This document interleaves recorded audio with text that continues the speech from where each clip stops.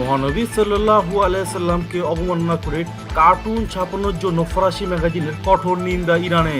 তুরস্কের হুঙ্কার।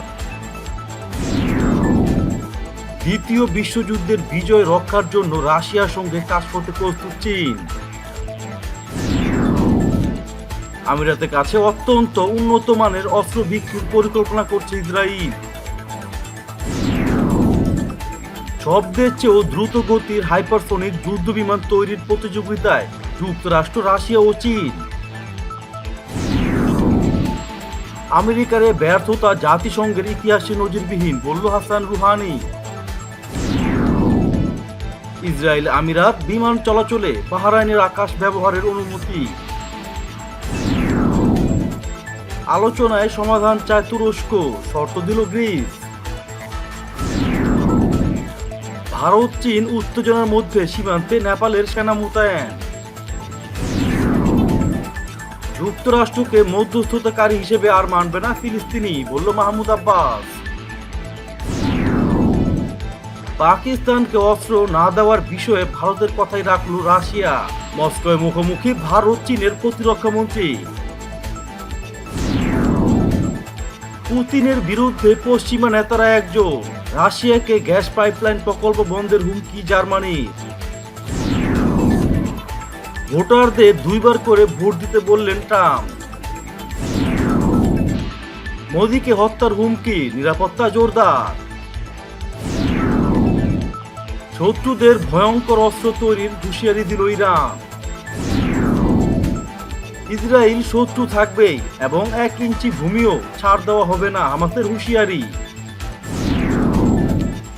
এবং সবশেষে থাকছে বাবরি মসজিদের বিকল্প জমিতে হাসপাতাল বানাচ্ছে মোদি।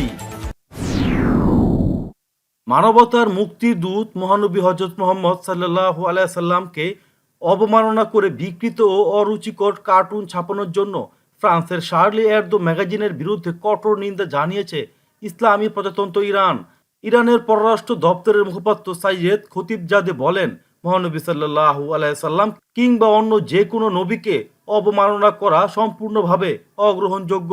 এদিকে ফ্রান্সের শার্লি এবদো পত্রিকায় মহানবীকে নিয়ে ব্যঙ্গাত্মক কার্টুন প্রকাশের তীব্র নিন্দা জানিয়েছে তুরস্ক। তুর্কি পররাষ্ট্র মন্ত্রণালয়ের মুখপাত্র হামি একশয় বলেছেন, শার্লি এবদো ম্যাগাজিনের উস্কানিমূলক পদক্ষেপের বিষয়ে ফরাসি প্রেসিডেন্ট ইমানুয়েল ম্যাক্রো যে ব্যাখ্যা দিচ্ছেন তা পুরোপুরি অগ্রহণযোগ্য। তুর্কি পররাষ্ট্র মন্ত্রণালয়ের বিবৃতিতে আরও বলা হয়েছে, গণমাধ্যম ও বাক স্বাধীনতার কথা বলে মুসলমানদের প্রতি এ ধরনের অবমাননাকে ব্যাখ্যা করা যাবে না। চীনের প্রেসিডেন্ট শি জিনপিং বলেছেন, বিরাট ত্যাগের মধ্য দিয়ে দ্বিতীয় বিশ্বযুদ্ধের যে বিজয় অর্জিত হয়েছে তা রক্ষা করার জন্য রাশিয়ার সঙ্গে ঐক্যবদ্ধভাবে কাজ করতে প্রস্তুত রয়েছে চীন। গত বৃহস্পতিবার রাশিয়ার প্রেসিডেন্ট ভ্লাদিমির পুতিনকে পাঠানো বার্তায় একথা বলেন শি জিনপিং। দ্বিতীয় বিশ্বযুদ্ধের 75তম বিজয় বার্ষিকী উদযাপনের পরকালে রুশ প্রেসিডেন্ট পুতিনকে তিনি এ বার্তা পাঠান। ইহুদিবাদী ইসরায়েলের যুদ্ধবাজ প্রধানমন্ত্রী বেনিয়ামিন নেতানিয়াহু প্রকাশ্যে সংযুক্ত আরব আমিরাতের কাছে আমেরিকার উন্নতমানের অস্ত্র বিক্রির বিরোধিতা করলেও গোপনে দেশটির কাছে মার্কিন নির্মিত F-35 জঙ্গি বিমান বিক্রয়ের ব্যাপারে সম্মতি দিয়েছেন। শুধু তাই নয়, সংযুক্ত আরব আমিরাতের কাছে ইসরায়েলের অস্ত্র বিক্রির জন্য গোয়েন্দা সংস্থা মোসাদকে দায়িত্ব দিয়েছেন। নেতানিয়াহু দীর্ঘদিন ধরে আরব আমিরাতের কাছে মার্কিন F-35 জঙ্গি বিমান বিক্রির বিরোধিতা করে আসছিলেন। বিশ্বের প্রধান 3 পরাশক্তি যুক্তরাষ্ট্র, রাশিয়া এবং চীন বর্তমানে এমন যুদ্ধ বিমান তৈরির চেষ্টা করছে যেটি শব্দের চেয়েও 5 গুণ গতিতে উড়তে পারে। এই হাইপারসোনিক অস্ত্র দিয়ে যে কোনো লক্ষ্যবস্তু নড়াচড়া করতে পারে, তাকেও আঘাত করা সম্ভব হবে।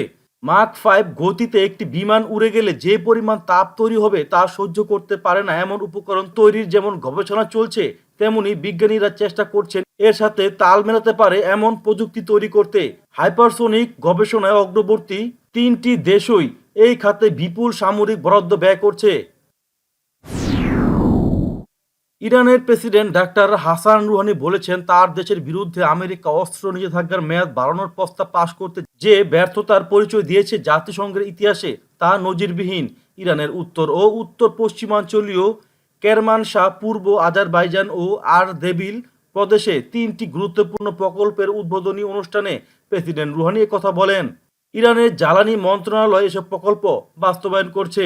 গত 4 আগস্ট জাতিসংঘ নিরাপত্তা পরিষদে আমেরিকা ইরান বিরোধী নিষেধাজ্ঞার মেয়াদ বাড়ানোর জন্য একটি প্রস্তাব তোলে এবং তার উপর ভোটাভুটিতে শুধুমাত্র আমেরিকার পক্ষে ডোমিনিকান প্রজাতন্ত্র ভোট দেয়। ব্রিটেন, ফ্রান্স ও জার্মানি সহ আমেরিকার সমস্ত মিত্র দেশ এবং রাশিয়া ও চীন এই প্রস্তাবের বিরুদ্ধে অবস্থান নেয়। সৌদি আরবের পর এবার মধ্যপ্রাচ্যের দেশ বাহরাইন সংযুক্ত আরব আমিরাতে যাতায়াতের জন্য সব ফ্লাইটকে আকাশপথ ব্যবহারের অনুমতি দিয়েছে। এতে ইসরায়েল আমিরাত বিমান ও বাহরাইনের আকাশ ব্যবহার করতে পারবে। বাহরাইন বৃহস্পতিবার আরব আমিরাতের অনুরোধে এই সিদ্ধান্ত নিয়েছে বলে জানিয়েছে দেশটির বিমান চলাচল কর্তৃপক্ষ। গত মাসে ইসরায়েল এবং আমিরাতের মধ্যে সম্পর্ক স্বাভাবিক করতে ঐতিহাসিক শান্তি চুক্তি হওয়ার পর মুসলিম দেশগুলো একে একে ইসরায়েল ইউর জন্য তাদের আকাশসীমা খুলতে শুরু করেছে। পূর্ব ভূমধ্য সাগরের বিরোধপূর্ণ এলাকায় তুরস্কের তেল গ্যাস অনুসন্ধান করা নিয়ে প্রতিবেশী গ্রিসের সঙ্গে ব্যাপক উত্তেজনা তৈরি হয়েছে। এমত অবস্থায় পরিস্থিতি মোকাবেলায় আলোচনার জন্য রাজি হয়েছে আঙ্কারা, কিন্তু দাবি না মানা পর্যন্ত আলোচনায় বসতে রাজি নয় অ্যাথেন্স। তাদের পক্ষ থেকে চাপ জানিয়ে দেওয়া হয়েছে আগে বিতর্কিত ওই অঞ্চল থেকে তুরস্কের সকল জাহাজ ফিরিয়ে নিতে হবে। এরপরেই আলোচনায় বসার কথা ভেবে দেখবে সামরিক জোট ন্যাটোর সদস্যভুক্ত এই দেশটি।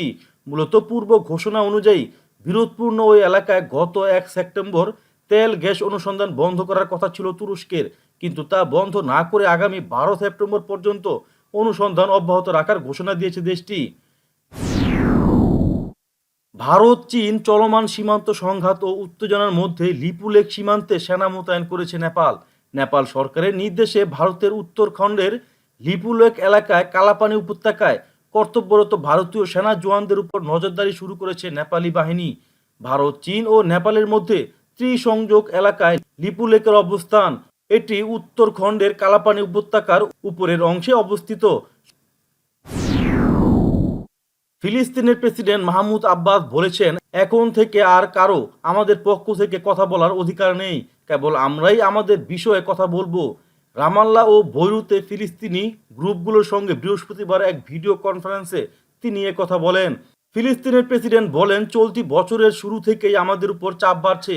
আরব দেশগুলো আমাদের প্রতি আমাদের আর্থিক প্রতিশ্রুতি রক্ষা করেনি। অধিকৃত পশ্চিম তীরে কিভাবে ইসরায়েল বসতি স্থাপন ঠেকানো যায় তা নিয়ে ওই বৈঠক অনুষ্ঠিত হয়েছে। নয়াদিল্লির অনুরোধে রাশিয়া পাকিস্তানকে অস্ত্র সরবরাহ না করার সিদ্ধান্ত নিয়েছে বলে ভারতীয় গণমাধ্যমের খবরে দাবি করা হয়েছে। এটাকে কূটনৈতিক স্তরে ভারতের বড় জয় বলে অভিহিত করা হয়েছে। মস্কোয় সাংহাই কোঅপারেশন অর্গানাইজেশন এর বার্ষিক সম্মেলনে যোগ দিয়েছে ভারতের প্রতিরক্ষা মন্ত্রী রাজনাথ সিং। সেখানে তার সঙ্গে রাশিয়ার প্রতিরক্ষা মন্ত্রী জেনারেল সার্গেই শুইগুর বৈঠকের পর মস্কো এই সিদ্ধান্তের কথা জানায়। এদিকে রাশিয়ার সম্মেলনে ভারতীয় প্রতিরক্ষা মন্ত্রী রাজনাথ সিং এর পাশাপাশি চীনের প্রতিরক্ষা মন্ত্রী উই ফেংও যোগ দিয়েছেন। সম্মেলনের পর শুক্রবার সন্ধ্যায় সেখানে মুখোমুখি বৈঠকে বসতে পারেন তারা। শুক্রবার ভারতের সরকারি সূত্রে কথা জানানো হয়েছে। সামরিক স্তরে দফায় দফায় বৈঠক হলেও লাদাখ নিয়ে এখন পর্যন্ত সমাধানে এসে পৌঁছতে পারেনি ভারত ও চীন। তাই এবার বিষয়টি নিয়ে উচ্চ পর্যায়ের বৈঠকে উদ্যোগী হলো দেশ দুইটি। দুদেশের প্রকৃত নিয়ন্ত্রণ রেখায় কিভাবে স্থিতি অবস্থা ফিরিয়ে আনা যায় তা নিয়ে আলোচনা হবে দুজনের মধ্যে। রাশিয়ার বিরোধী দলীয় নেতা আলেক্সাই নাভালিনের শরীরে বিষ প্রয়োগের প্রমাণ মেলার পর দেশটির প্রেসিডেন্ট ভ্লাদিমির পুতিনের বিরুদ্ধে একজোট হয়েছে পশ্চিমা নেতারা। যুক্তরাষ্ট্র, যুক্তরাজ্য ও জার্মানির পক্ষ থেকে বলা হয়েছে, হত্যা চেষ্টার স্পষ্ট প্রমাণ মেলার পর এবার রাশিয়াকেই এর জবাব দিতে হবে। বুধবার জার্মানির এক সরকারি বিবৃতিতে বলা হয়, টক্সিকোলজি পরীক্ষায় চিকিৎসাধীন নাভালিনির শরীরে নোভিচক গ্রুপের রাসায়নিক নার্ভ এজেন্ট থাকার সন্দেহাতীত প্রমাণ পাওয়া গেছে। এ বিষয়ে রুশ সরকারকে দ্রুত ব্যাখ্যা দেওয়ার আহ্বান জানানো হয়েছে ওই বিবৃতিতে। এদিকে রাশিয়ার বিরোধী দল নেতা আলেক্সাই নাভালিনির উপর বিষাক্ত নার্ভ এজেন্ট প্রয়োগের ঘটনার জেরে তীব্র প্রতিক্রিয়া জানায় জার্মানি। রুশ প্রেসিডেন্ট ভ্লাদিমির পুতিনের উপর ক্ষুব্ধ জার্মান চ্যান্সেলর অ্যাঞ্জেলা মার্কেল বলেন, পুতিন যে ভাষা বুঝেন আমরা সেই ভাষায় কথা বলছি। নাভালিনির উপর নার্ভ এজেন্ট কেন প্রয়োগ করা হয়েছে তার জবাবদিহি করতে হবে পুতিনকে। এর প্রতিবাদে আমরা রাশিয়ার সঙ্গে গ্যাস পাইপলাইন প্রকল্প স্থগিত রাখব বা বাতিল করার কথা ভাবছি। আসন্ন প্রেসিডেন্ট নির্বাচনে ভোটারদের দুইবার করে ভোট দিতে বলেছেন মার্কিন প্রেসিডেন্ট ডোনাল্ড ট্রাম্প। দেশটির নর্থ ক্যারোলাইনার ভোটারদের এই পরামর্শ দিয়েছেন তিনি। বুধবার উত্তর ক্যারোলাইনার উইলমিংটনে ডব্লিউইসিটি টিভিকে দেওয়া এক সাক্ষাৎকারে ট্রাম্প এই পরামর্শ দেন। ট্রাম্পের এমন পরামর্শের কঠোর সমালোচনা শুরু হয়েছে। বিশ্লেষকরা বলছেন, নর্থ ক্যারোলাইনার অধিবাসীদের দুইবার ভোট দেওয়ার পরামর্শ দিয়ে পুরো দেশেই ভোট জালিয়াতির মতো অপরাধ উস্কে দিচ্ছেন ট্রাম্প। ভারতীয় প্রধানমন্ত্রী নরেন্দ্র মোদীকে ইমেইলের মাধ্যমে হত্যার হুমকি দেওয়ার জন্য ব্যক্তিগত নিরাপত্তা কয়েক গুণ বৃদ্ধি করা হয়েছে। দেশটির জাতীয় সুরক্ষা সংস্থা এনআইএ মেইলটি পেয়েছেন বলে জানিয়েছে। এ ঘটনার পর প্রধানমন্ত্রীর নিরাপত্তার জন্য দায়িত্বপ্রাপ্ত এসপিজি অন্য সকল এজেন্সিগুলির সাথে সমন্বিত হয়ে নজরদারি বাড়িয়েছে। মার্কিন যুক্তরাষ্ট্র সহ নিজেদের সকল শত্রু রাষ্ট্রগুলোকে ভয়ঙ্কর অস্ত্র তৈরির হুঁশিয়ারি দিল ইসলামী প্রজাতন্ত্র ইরান। দেশটির প্রতিরক্ষা মন্ত্রী ব্রিগেডিয়ার জেনারেল আমির হাতামি বলেছেন, শত্রুদেরকে তেহরানের অস্ত্র উৎপাদনের চাকা বন্ধের সুযোগ দেওয়া হবে না। বৃহস্পতিবার প্রতিরক্ষা মন্ত্রণালয়ের যন্ত্রাংশ তৈরি সংক্রান্ত এক প্রদর্শনী উদ্বোধনের সময় তিনি এসব কথা বলেন।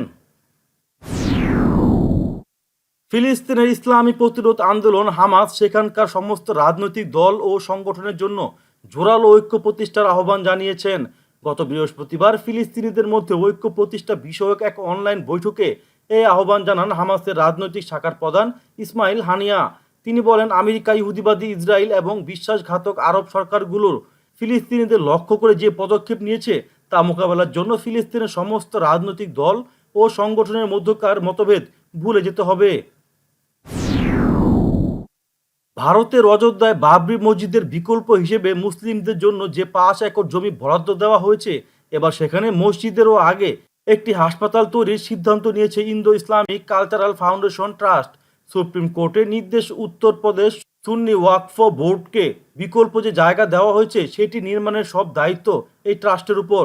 নতুন জায়গাটি বাবরি মসজিদ রাম মন্দির থেকে প্রায় 25 কিলোমিটার দূরে ধন্যীপুর গ্রামের একটি সরকারি কৃষি ফার্মে। সেখানে এখনও কৃষিকাজ চলছে।